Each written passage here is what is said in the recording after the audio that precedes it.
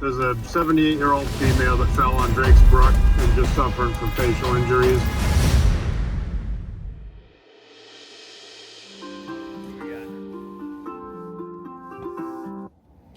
Hello. Hey, can you run up to Drake's Brook? And there's a 78-year-old female that fell on Drake's Brook. She's only about a quarter of a mile up and just suffering from facial injuries, but see if you can help her down and make sure Waterville's all set. Sounds like a plan. I'll be out there pretty shortly then. Right. Part of being a conservation officer here, obviously the day can change and go in any direction. We're headed out to Drake's Brook. It's a pretty popular hiking trail. Right now it sounds like a lady that slipped and fell. My patrol area has a lot of recreational hiking, which then comes with the search and rescues.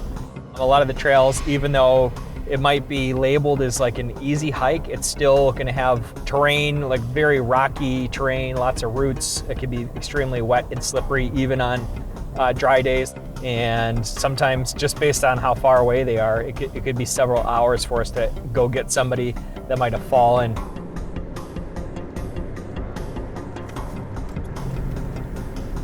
All right, so I'm pulling in here to this the trailhead for Drake's Brook. We're on the National Forest, so I'm gonna open the Forest Service gate and just drive my truck out.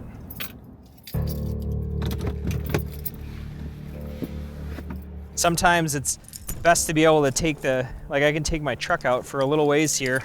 So hopefully it's not necessary, but if we have to, I can help just give a ride, especially if somebody's, even if they're just not seriously injured, but a little shaken up. It can be a lot easier to help somebody and is safer in the long run.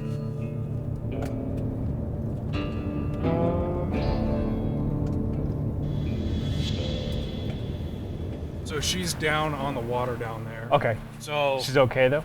Yeah. she's got a lot of mouth injuries. Yep. She's spitting up blood. All her teeth are intact. She doesn't have any airway issues. We got a C-collar on her. But Okay. And other than that, we just need to get her to the hospital.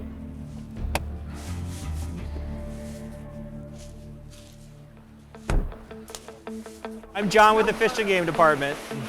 I drove my truck right here, so we just want to help you get up to my truck basically, and then you got an easy ride out. We'll just move real slow. We'll get you on your feet, see how you feel, and then we'll just try and go one route at a time maybe. I'm good. Okay. Yep. We're gonna get in the truck and then I'm gonna turn around and drive back down to where the ambulance is waiting at the bottom. There you go. Yeah, we just help basically walk up off the riverbank, and then now at this point we can hopefully turn around, drive right back down. All right, and make sure my tires aren't like sinking over or anything. Keep going. I have room? Oh.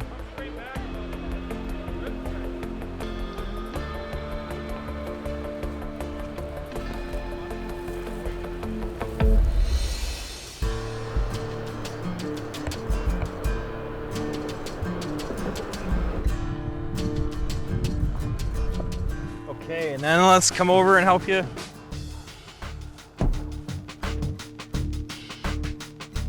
We were able to get her out of the woods very quickly, easily. And right now, actually gonna go in the ambulance down to one of the local hospitals just to get further assessment, because after a fall like that, there's a lot of things internally that you gotta get checked out. So it's for the best for everybody involved, so that we're not worried and have something happen a couple days later that should have been checked out earlier.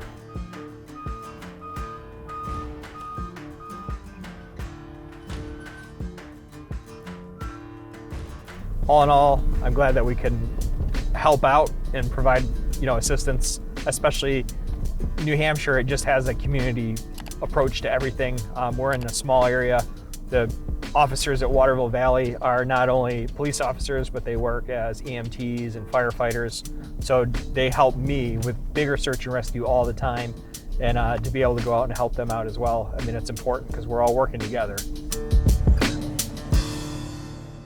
Conservation Officer Jon Demler with the Game Warden Channel, and you're watching Wildlife 101. Here are some tips if you want to go hiking in the mountains of New Hampshire. So tip number one, make sure you have a good plan.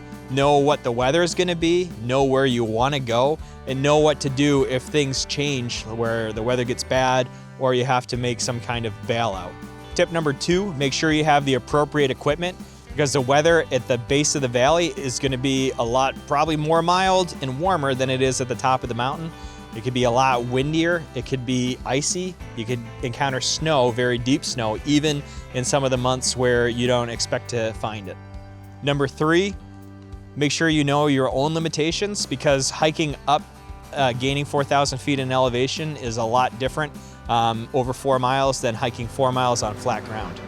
Number 4, make sure that you are able to make a safe decision when conditions become unsafe for you. If you have to turn around and come off of the mountain before you want to, it's better than getting stuck up there and facing a potentially deadly situation. Number 5 is find a friend or a group of people to hike with. Obviously, we all want to go out and have a good time, but sometimes a solo adventure can be pretty dangerous, and it always helps to have somebody there just in case an unexpected event occurs. You have that much more help, or somebody that can go get help for you. And finally, at number 6, make sure you go to hikesafe.com so that you can know the HikeSafe code and be familiar with the 10 essentials you should be carrying.